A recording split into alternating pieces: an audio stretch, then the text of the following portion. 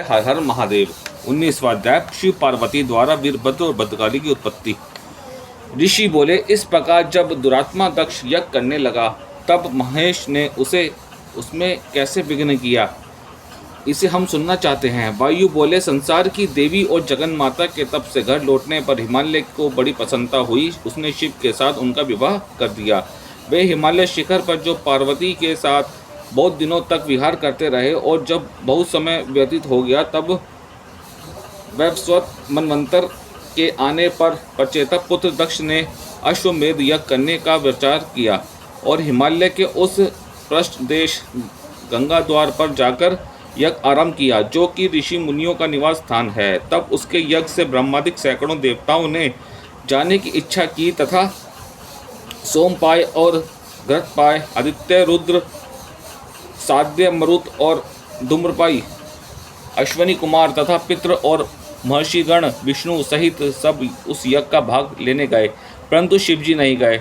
तब दधीचि ने क्रोध हो दक्ष से कहा, अपूज्यों की पूजा और पूज्यों की पूजा न करने से मनुष्य महान पापी हो जाता है, इसमें संशय नहीं है। असत पुरुषों की सम्मति और सत्पुरुषों के निरादर से उस पर शीघ्र ही देव का दंड गिरता है।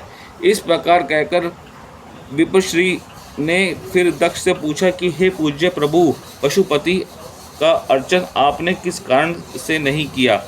दक्ष ने कहा, जब हमारे यहाँ जटाजूटधारी हाथ में शूल धारण किए 11 रुद्र विद्यमान है, तब अन्य महेश्वर को मैं क्या जानूं कि वह कौन है। दधीचि ने कहा, इन देवताओं को पूजने से क्या होगा। यदि यज्ञ के राजा महेश्वर की तुमने पूजा न की, भाई अविनाशी प्रभु तो ब्रह्मा, विष्णु और देवताओं के उत्पन्न करता है कि ब्रह्मा से पिशाच पर्यंत जिनके किंकर कहे जाते हैं, जो प्रकृति और पुरुष से परे है तथा जिसको योगी और तत्वदर्शी विचारते हैं, जो अक्षर परब्रह्म सत असत स्वरूप, जो आदि मध्य निधन तर्क रहित और सनातन है, जो उत्पत्ति पालन और नाश के करता हैं, उन शंकरात्मा के सिवा यज्ञ में मुझे और कुछ दिखाई नहीं पड़ता। दक्ष ने कहा, इस सुवर्ण पात्र में मंत्र विधि से पवित्र समस्त हवि रखी हुई है, जो महेश विष्णु का भाग है,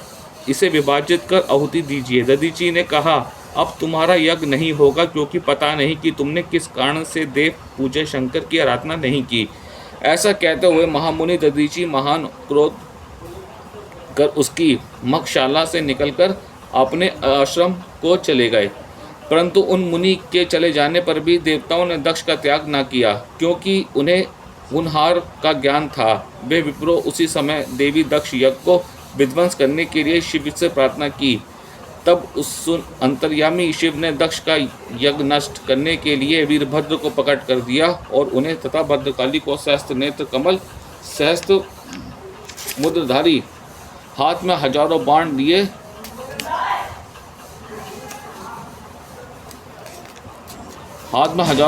लिए शूल टंक गदा से दीप्तिमान धनुष धारण किए, चक्रधारी और सिर पर चंद्रमा को धारण किए, चंद्रमा से प्रकाशमान हाथ से विद्युत विकासित सिर वाले कराल धाड़े धारण किए, महामुख और महोदर बिजली के समान जीव वाले, लंबे होठ बादल समूह के समान शब्द करने वाले, व्याघ्र का चर्म ओढ़े जिससे रुधिर निकलता था, दोनों कपोलों के निकट मंडलाकार कुंडल धारण किए, श्रेष्ठ देवताओं के समान मुंडमालाओं से शोभित शिर वाले, बजने वाले नूपुर और बाजूबंद पहने, रतन संचय में दीप्तिमान लंबा हार पहने, महाशरभ शार्दुल सिंह के समान पराक्रमी और मत वाले, हाथी के समान आलस्यपूर्ण गमन करने वाले, शंख चामर कुदर कुंद के फूल चंद्रमा की सी कांति वाले, इस प्रकार चलने को उदत मानो हिमालय पर्वत ही चलना चाहता हो,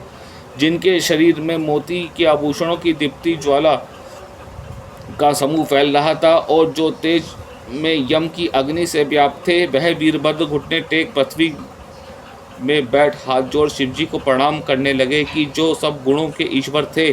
फिर उसी समय देवी ने क्रोध कर अपने कर्मों की साक्षी दे महेश्वरी ने भद्रकाली को उत्पन्न कर वीरभद्र के साथ जाने की आज्ञा दे दी। भद्रकाली कालग्नि के समान भद्र को देख भद्र सहित शिवजी से बोले, हे महादेव, तुम्हारा मंगल हो, मेरे लिए क्या आज्ञा है, मैं तुम्हारा कौन सा प्रिय कार्य करूं। तब त्रिपुर को मारने वाले शिवजी ने पार्वती से इच्छा से महागंभीर वाणी से वीरभद्र से कहा, हे गणेश्वर, तुम पचेतस दक्ष का यज्ञ बहुत ही शीघ्र नाश कर दो और भद्रकाली को इस कार्य के लिए अपने साथ लेते जाओ।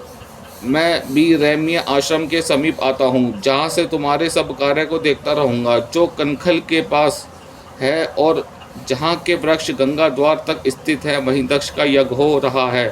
शीघ्रता करो। शिवजी को ऐसा कहते हुए जानकर तब हिमालय पुत्री उस भद्र और भद्रा को अपने ओर से पुत्र के समान वैसे ही देखने लगी जैसे कि गौ अपने बिछड़े को देखती हैं। उन्होंने उनका मुख सूंघा और हंसकर कहा, हे पुत्र भद्र, तुम बड़े पराक्रमी हो, मेरा प्रिय करने के लिए ही तुम्हारी उत्पत्ति हुई है। इस कारण तुम उसके प्रति अपने क्रोध को कदापि शांत ना करना कि जिसने यज्ञेश्वर को बिना बुलाए ही यज्ञ कर्म का प्रारंभ किया है। हे गणेश्वर, तुम जाकर उसका यज्ञ नष्ट कर दो। हे भद्रे, मेरी आज्ञा है कि तुम इस भद्र को साथ लेकर उसकी यज्ञ लक्ष्मी को नष्ट कर उसे अलक्ष्मीवान कर दो।